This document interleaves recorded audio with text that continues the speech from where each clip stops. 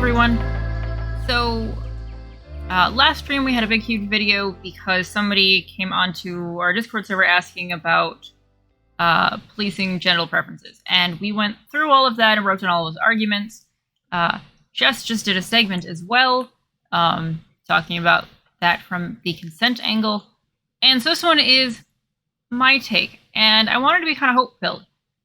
Because I was talking after we had that, stream with some friends and going, no, actually, I think there is things that we can do to address, at a society level, some of these unfairnesses with how different people are treated.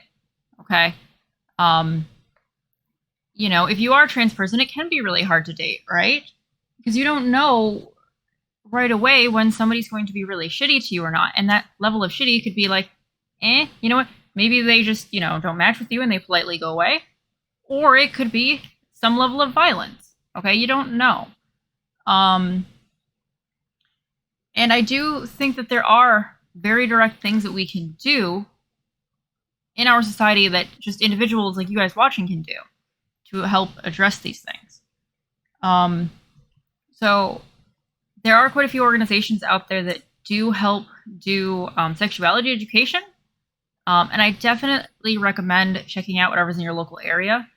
So some of the ones that I know about are Planned Parenthood. By the way, they have tons of help pages on lots of different topics and consent, birth control. I mean, look at all these things. Sexual orientation, gender identity, relationships, consent and sexual assault. Yeah. And so go through those things. Look at them. The other one that we know about is Moash. This is a local place. But we've done work with them. They've done work with one of the local trans organizations. And so the thing is that stuff you can do. You can donate. You can always donate to these places. You can volunteer, right? Help run a table somewhere. That's always really helpful because then now you can suddenly get like this organization's name out there into the community. Different people, can get access to new information, new resources, and go, oh, wait a minute, this is in my area. I can actually reach out when, I need something, right? There are also lots of places that will offer, training and education. A lot of us probably learned the abstinence-only version of sex ed, which is lacking. It's not great. And then there's a lot of people that love to argue that, parents should be, in charge of this stuff. And I'm just going to be like, that's silly. All right. The thing with some of the stuff is that a lot of these things are larger, complicated topics. You want to be up to date. Okay. You want to have, to be in the know about current things going on. That way you can answer, questions appropriately if you are a parent, and your teen's asking you things. And as a parent, you may not have all the answers anyways. So I think it is well worth people's time to look for different programs that do sexuality education that is age appropriate, that goes throughout, the entire person's life. Or not the entire person, but like the entire, youth, right? You can get it for, age appropriate for, younger kids, middle school age, and, all of that. I want to say the Unitarians also have a program that they do. I think that's called OWL. And so don't ever doubt how much just local direct action can do. Okay. When you have people that are, experienced in, or not experienced, but like have actually worked through and talked through, complicated questions around consent, right? They're educated on what different bodies look like, how to interact with different stuff, how to, have respectful conversations, right?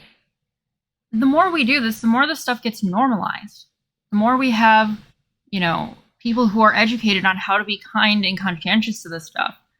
Okay. I know for sure, like one of the places that I worked with teens, and they had a program for sexuality. And no, it was super cool because if you talk to any of the teens, they were super fucking based. Like, these were teens that could have those higher level consent, you know, and they actually could talk about all these different topics. You know, and so there's also a lot of data that this also helps prevent and report, or help and both prevent and then also help, you know, youth report when there are you know, bad situations that they are in.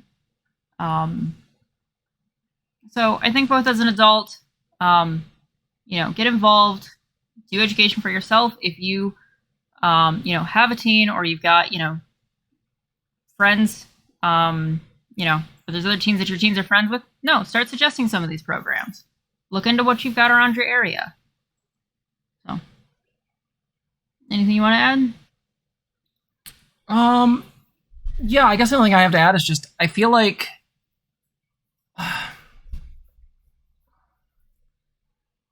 one of the ways we combat some of the issues that are around this larger conversation is by, you know, we normalize trans identities. We make it so that people are more aware of our existence and more aware of people who have, you know, non-standardized genitalia, things like that. We have a lot of screw-ups in this country. The biggest one is that sex ed is garbage. And it stands to reason that, you know, we need to push, for example, absence-only education needs to be destroyed at all costs. Genuine, lifelong sex education, from starting at like age 7 or 9, just giving very basics, you know, this is what it is, you know. Well, and you can start even consent with, you know, very young kids with just simple, like, do you want to hug? Do you want to hug, right? Well, I'm talking about, like, again, preventative measures for, like, making sure there isn't, you know, abuse. And then the thing is that as you get older, then you can add in things. And throughout there, you can push for consent, right? You can make it clear that the consent, you know, what is consent? How does it work? How does it function? This stuff really fucking matters. So I guess, you know, that's my only real add-on here is that, you know, when we're talking to somebody about, like, these ideas of, you know, genital preferences or this, that, or the other thing, the problem being is that in that case, that's sort of a terminal online view. But it does speak to a larger issue of the ways that a lot of, like, you know, first world or, like, global north countries don't really do this. I think this person was from the UK. They don't really properly teach people this stuff. And as such, it does create some of these weird contradictions and issues. So yeah, I guess that's the only thing I have to say about it is I just, like, if you have kids or you have whatever, I'll be honest, do the fucking thing I did. When I started back at school around age 27, 28, I had to take a class for my associates in psychology called Human Sexuality.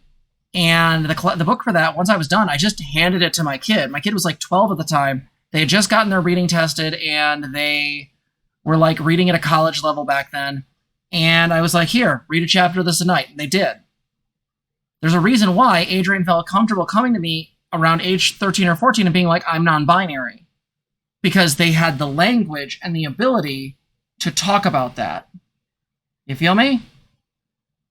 So it's just, I know these conversations can be cringe, but we have to somewhat allow ourselves to be cringy and talk about them and put them out there.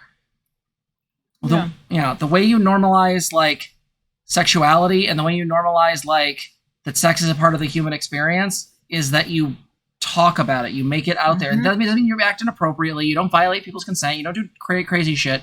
But you do try to make it more clear and more open and direct. So. Yeah, and accessible, right? You know, and even our house, like, there's still, you know, room for questions, room for talking, right? That's still a thing that can come up. I think a lot of my education, you know, came from getting involved with a lot of the queer organizations that would start introducing a lot of this stuff.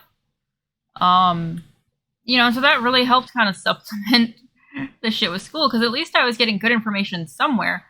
Because the thing is, people talk, right? The thing that, you know, somebody learns is something that they are going to take and spread to another person as they're interacting with them. So when you do get involved with programs like this, right, you can help spread those messages, help get that education out there to help start changing things, right? Even these guys, they've got, like, right on their site. Yeah, their upcoming consent month. Right, yeah. Here's an event right here. Like, you can just there's a lot of free resources and things that you can sign up for. All right, you can do it. You can get your friends involved. So yeah, that's just. I feel like that's about it. Yeah, that's about it. Just don't doubt the amount of power that you as an individual have. So with that all said, we'll see you guys in the next one. If you like this video, please like, comment, and subscribe. Also, consider donating to us. You can support us on our website, transgirltherapist.org. You can also help us on our Patreon, link below, or you can become a member here on YouTube. Thank you so much for watching.